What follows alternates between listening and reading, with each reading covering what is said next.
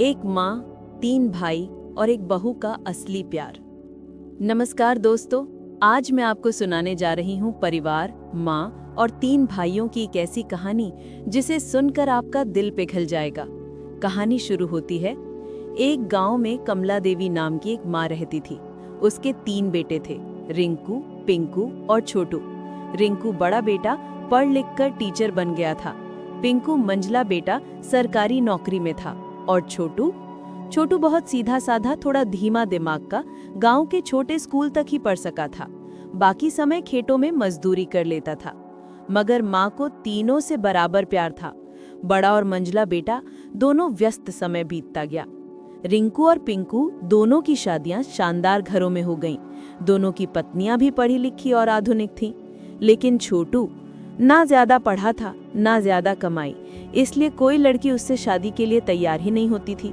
दोनों बड़े भाई अक्सर छोटू को ताना देते, कब तक माँ के पैसों पर जिएगा, जिंदगी ऐसे नहीं चलती छोटे। छोटू बस हंस देता, वो किसी को जवाब नहीं देता था। माँ का डर, बंटवारे की बातें। कमला देवी बुजुर्ग हो रही थीं। उन्हें एक ही चिंता सताती, मेरे बाद ये तीनों अलग ना हो जाएं। उधर बड़ी बहू और मंझली बहू अक्सर कहती थीं, मां जी अलग घर कर दीजिए, इतना बड़ा परिवार नहीं संभालते। कमला देवी का दिल टूट जाता। छोटू की शादी चमत्कार। एक दिन गांव की ही एक बहुत सीधी सादी लड़की सीमा छोटू की मेहनत और स्वभाव देखकर उससे शादी करने को तैयार हो गई। शादी के बाद एक चमत्कार हुआ। छोटू दिन रात मेहनत करने लगा। बाहर मजदूरी, रात में ईंट भट्टे पर काम। एक ही बात हर किसी से कहता, अब मैं अकेला नहीं हूँ, मेरी पत्नी भी मुझ पर भरोसा करती है, मुझे उसके लिए कमाना होगा। सीमा भी सास का बहुत ध्यान रखने लगी। उसके हाथों का खाना देखकर पूरी गली तारीफ करती। बड़े भाइयों की योजना, बंटवारा। एक दिन रिंकू और पिंकू दोनों बैठकर योजनाएं बनाने लगे। हम दोनों अच्छे पैसे कमा रहे हैं, छोटू तो कुछ भी नहीं कमा पाता। चलो घर और खेतों का बंटवारा कर लेते हैं, माँ को साथ लेकर छोटू चले जाएं। माँ ने लाख मना किया, पर उन्होंने तारीख तक तय कर दी। ये खबर सुनते ही छोटू बोला, भैया बंटवारा कर लो, मुझे जो थोड़ा बहुत देना हो दे देना, मैं शाम को काम से लौटकर दस्तखत कर दूंगा। बड़ी भाभी हंसकर बोली, अरे गवार, बंटवारा जमीन पर बैठकर होता है। माँ ने दुखी होकर कहा, बेटा तू आज काम पर मत जा, सबके सामने होना चाहिए। छोटू चुपचाप बैठ गया। बंटवारे का दिन सबसे बड़ा मोड़। वकील आया और बोला, कुल 8 बीघा खेत है और एक बड़ा घर है, बताइए किसका कितना हिस्सा। रिंकू बोला, मुझे 3 बीघा दे दीजिए।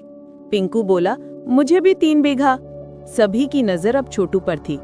छोटू धीरे से बोला, वकील साहब ये 8 बीघा मेरे दोनों बड़े भाइयों के नाम कर दीजिए, और ये घर ये मेरी भाभी, मेरी बहन सीमा के नाम कर दीजिए। सब चौंक गए। और तू क्या लेगा? दोनों भाई एक साथ बोले। और 2 छोटू, तू क्या लेगा? छोटू मुस्कुराया, अपनी माँ का हाथ पकड़ा और बोला, मेरे हिस्से में तो माँ है ना, बस यही चाहिए।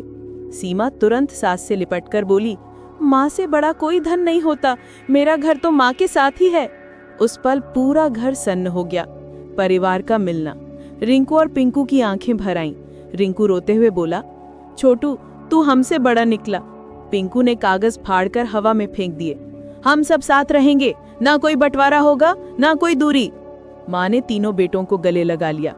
कहानी का भावुक अंत। उस दिन पूरे गांव में एक ही बात गूंज रही थी, अनपढ़ छोटू ने वो कर दिखाया जो पढ़े लिखे बड़े भाई नहीं कर सके। माँ बोली, परिवार बंटवारे से नहीं, प्यार से चलता है। और उनके घर में फिर कभी अलगाव की बात नहीं हुई। तो दोस्तों, ये थी एक माँ, 3 भाई और एक बहू के सच्चे दिल की कहानी। ज्ञान और समझ के सामने हर समस्या छोटी पड़ जाती है। ऐसी ही भावनाओं से भरी कहानियां सुनने के लिए स्टोरी ए आशीष चैनल को सब्सक्राइब जरूर करें। आपका समर्थन हमें और भी बेहतर कहानियां लाने की प्रेरणा देता है।